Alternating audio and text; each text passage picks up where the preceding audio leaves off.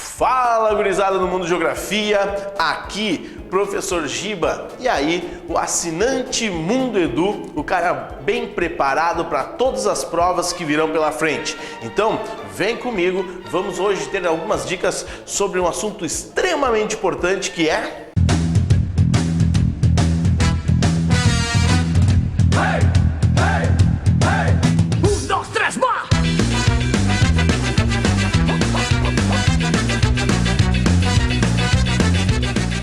É de transportes que eu estou falando. Sim, hoje nós vamos falar de transportes, um assunto importante que geralmente vem aí no teu Enem com uma questão relativamente simples, não é uma coisa, não é nenhum bicho-papão, não é uma coisa de outro mundo. Bichinho papão querido, você gosta de papar tudo, não é? Então também tem que papar conhecimento. Não é para comer livre não, é para se alimentar estudando. Pode ter certeza que se até hoje você tinha alguma dúvida sobre esse assunto, a partir de agora você não terá mais. Bom, eu não vou falar qual é a melhor forma de transportes, até porque nós não temos uma melhor forma de transportes, nós temos formas interessantes, cada coisa deve ser levada de uma determinada forma. O que eu estou levando para você? Eu quero que você lembre sempre que transporte significa carregar mais em menos tempo. Eu não estou falando sobre transportes de pessoas, não.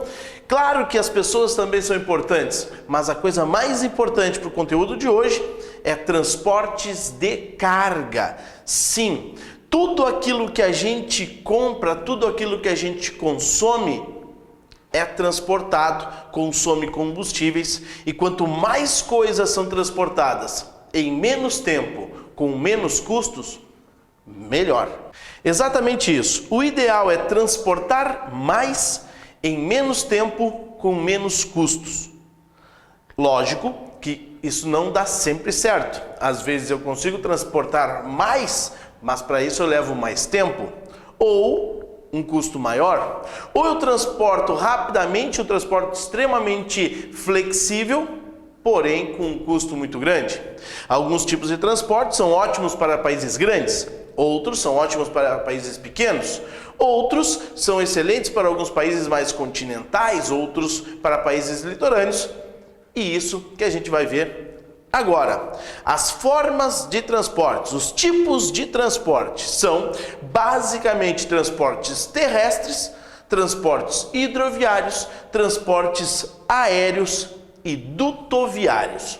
Bom, criatura, vamos começar pelos transportes terrestres, que se dividem em ferroviário e rodoviário.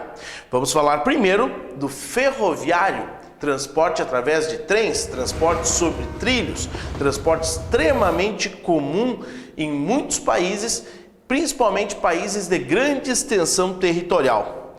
Vamos analisar o seguinte: transporte que requer grande custo inicial, porém um pequeno custo em manutenção. Até porque você não vê muitas operações tapando buraco nos trilhos. Isso, o custo de manutenção é baixo tanto das vias, os trilhos, quanto dos veículos, os trens. Tem uma grande capacidade de carga, até porque um trem é capaz de carregar o que muitos caminhões carregariam. Nós temos um transporte ideal para países gigantes como Rússia, Estados Unidos, Brasil, apesar do Brasil não utilizar em grande escala esse tipo de transporte, e é ideal para cargas grandes de baixo valor unitário, como grãos e minérios.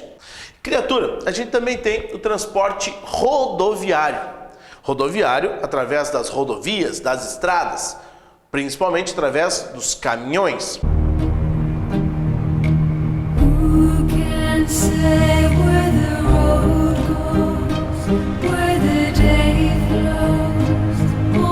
Esse é o transporte que requer um pequeno custo inicial, porém um grande custo em manutenção, tanto das vias, as estradas, quanto dos veículos, os caminhões. Caminhões que têm um grande custo no processo mecânico, consomem também muitos pneus e uma grande quantidade de combustível, principalmente à base de petróleo.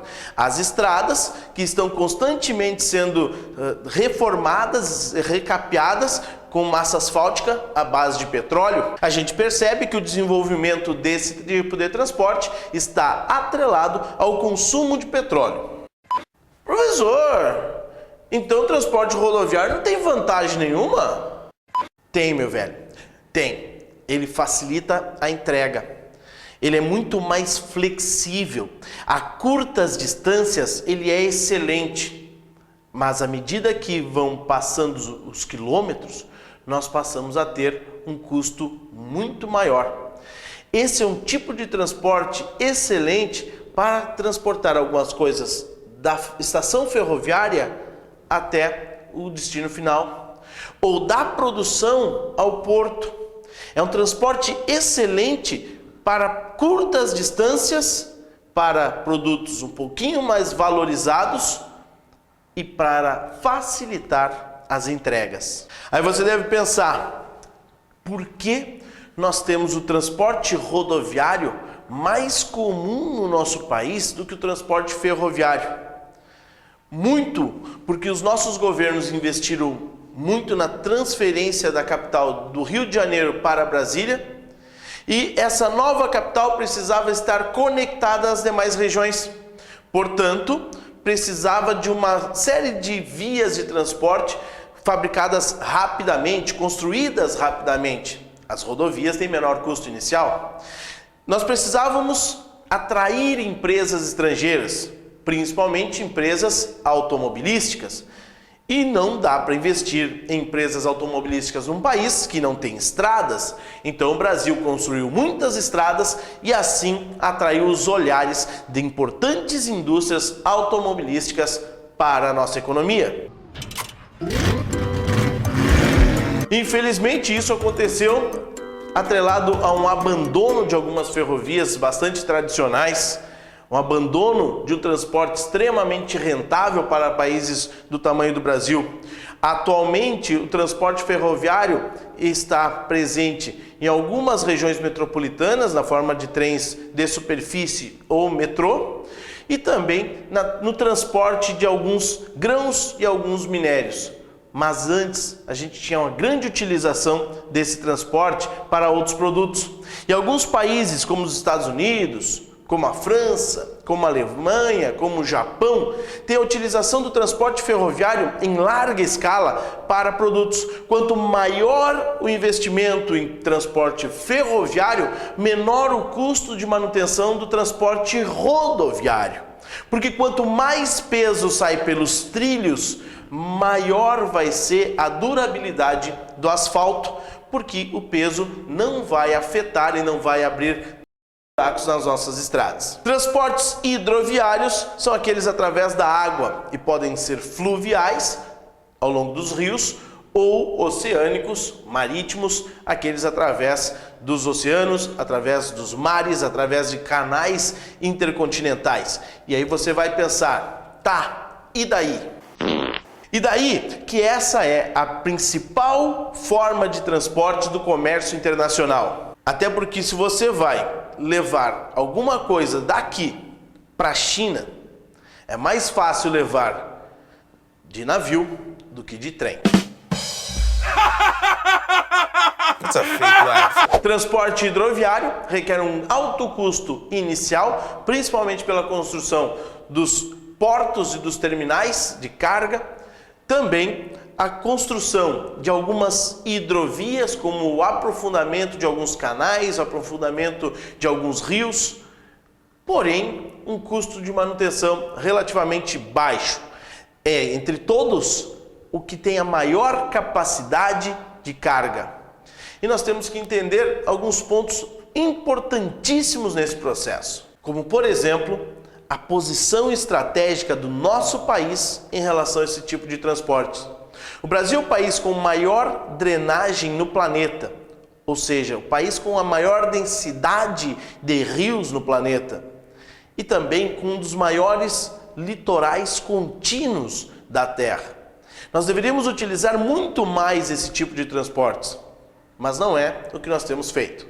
Um ponto negativo em relação a esse transporte é que ele é o mais demorado em relação a todos os tipos de transporte, até porque tem a maior capacidade de carga. Um navio cargueiro, por exemplo, tem a capacidade de carregar milhares de containers. Porém, a capacidade de carga acaba limitando o seu tempo, a sua velocidade.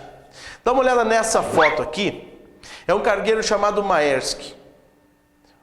Analisando, parece um cargueiro normal. Ele é considerado o maior navio de carga do mundo. Ele tem aproximadamente 400 metros de comprimento. E ele é capaz de carregar mais de 6.000 containers. Menos de 10 portos no mundo têm capacidade para abastecer esse nosso cargueiro. Nosso modo de dizer, nenhum porto do Brasil é capaz de receber esse cargueiro. Portos na China, portos no Oriente Médio, na Europa e nos Estados Unidos são considerados os melhores portos do mundo. E esses países acabam criticando o Brasil por não investir muito em transportes, sobretudo em não modernizar os seus portos. Outro ponto interessante que nós podemos falar sobre esse tipo de transporte são os canais, como o Canal de Suez ou o Canal do Panamá. O grande Canal do Panamá, extremamente interessante, que acaba diminuindo o tempo de transporte entre o Oceano Atlântico e o Oceano Pacífico. Esse canal, que fica no Panamá, por isso o nome Canal do Panamá, foi construído 100 anos atrás, em 1914. Por que no Panamá? Porque o Panamá tinha rios, tinha condições de criar lagos artificiais para que houvesse ali uma travessia entre o Oceano Atlântico e o Oceano Pacífico. Diminui para 10 horas a travessia entre os dois oceanos, que antes era de 2 semanas. Os navios precisavam fazer todo o contorno da América do Sul para chegar ao outro oceano. Atualmente, atravessa apenas o Panamá em 60 quilômetros, aproximadamente em 10 horas. Esse canal utiliza um sistema revolucionário de eclusas, que elevam o navio até 26 metros. Sim, até 26 metros, como se fossem elevadores. São 3 eclusas na entrada, o navio entra num grande lago artificial, 3 eclusas na saída, utilizando o princípio hidráulico. Cuidado, uma relação aí com a física. O princípio do elevador hidráulico. Depois nós temos então transportes aéreos. Transporte aéreo, aquele através de aviões.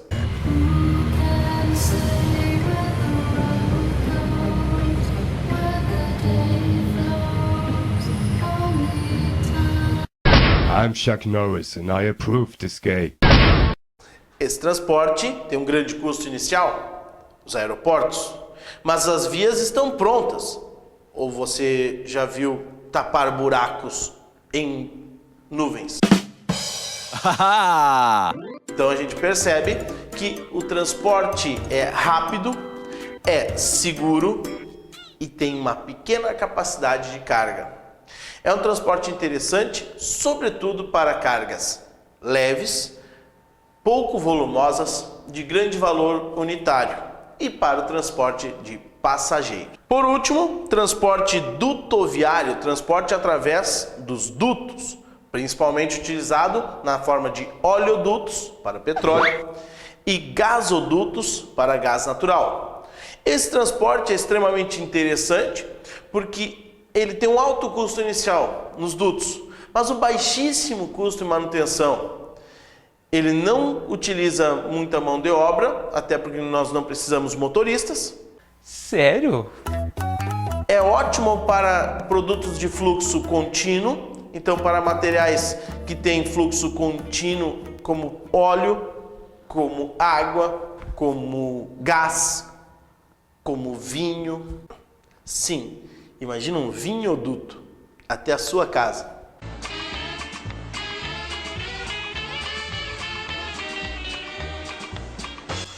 E se é para falar em gasodutos e oleodutos, a gente obviamente pensa nos conflitos, na geopolítica. Vamos lembrar questões que a gente vai falar em outras aulas, principalmente nas nossas aulas ao vivo, que é a questão da Ucrânia com a Rússia.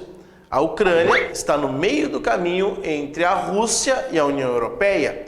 E pela Ucrânia passam importantes gasodutos da Rússia até os países europeus do Ocidente. A Rússia fornece a maior parte do gás que vai aquecer as residências e vai abastecer a indústria europeia. Só que os gasodutos passam pela Ucrânia e a Ucrânia pede mais dinheiro por ceder parte do seu território para o gás russo. Portanto, criaturas, o que a gente percebe até agora é que os transportes podem ser terrestres, rodoviários e ferroviários, hidroviários, podem ser aéreos ou dutoviários. Podem ir através da terra, da água, do ar ou em canos. E qual é o melhor? Como eu falei no início do vídeo, não existe o melhor. O melhor é que haja uma conexão adequada e rápida quando a gente precisa trocar de modalidade, a chamada conexão intermodal. Ou seja, um porto bem equipado para que os navios cheguem, que os contêineres sejam deslocados até os trens ou até os caminhões no menor tempo possível. O que não pode é ficar parado nos gargalos, as rodovias entupidas de caminhões esperando o abastecimento dos navios, os aeroportos com os terminais de cargas superlotados de produtos. O que não se pode fazer é atrasar os transportes. O que nós devemos é ter transportes eficientes. Quanto mais eficiente, quanto menor o consumo de energia e quanto mais rápido um produto chega no seu destino final, mais rentável ele é. Menor vai ser o custo final, maiores vão ser os lucros das grandes produtoras e menor vai ser o consumo de energia. Vamos lembrar que aproximadamente 90% da energia do mundo é combustíveis não renováveis, principalmente o petróleo, e grande parte desse consumo de energia se dá no transporte de produtos. No caso brasileiro, nós temos 58% do transporte por rodovias, 25% por ferrovias, 13% por hidrovias, 4% por dutos e 0,5% por transporte aéreo. Percebam que nós temos uma grande dependência por aquele transporte, que é o que tem menor capacidade de carga e maior consumo energético, ou seja, transporte rodoviário. É necessário que se faça uma alteração, que se aproveite melhor o espaço no Brasil, e isso pode ser cobrado no seu Enem. Países grandes como o Brasil precisam investir em transporte hidroviário ou transporte ferroviário. Países pequenos, transportes rodoviários. Economia internacional, transporte aéreo para pessoas, transporte hidroviário para a maior parte dos produtos. Países que precisam abastecer outros, ou regiões que precisam abastecer outras, com produtos de fluxo contínuo, dutos. O ideal é que o país tenha um equilíbrio na sua matriz de transportes para que ele não tenha custos desnecessários em energia. Certo? Um grande abraço, até o próximo vídeo. Tchau! Hey!